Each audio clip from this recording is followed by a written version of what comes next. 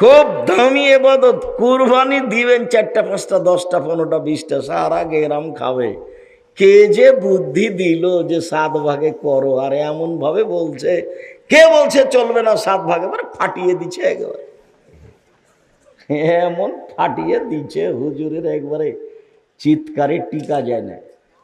হ্যাঁ, হুজুরি একবারও বলে না যে 7 ভাগে চলবে, তবে একাই দেওয়া ভালো, এইভাবে বলে না। এতই গরম। জি, আমি আব্দুর রাজ্জাক বিন ইউসুফ জাতির কল্যাণ চাই। জীবনে কোনোদিন আমাকে ভাগে কুরবানি দেওয়ার কথা বলা লাগেনি, ভবিষ্যতেও লাগবে না ইনশাআল্লাহ। ধর্মের ব্যাপারে জাতিকে ফাঁকি দিতে আসিনি জাতির কাছে।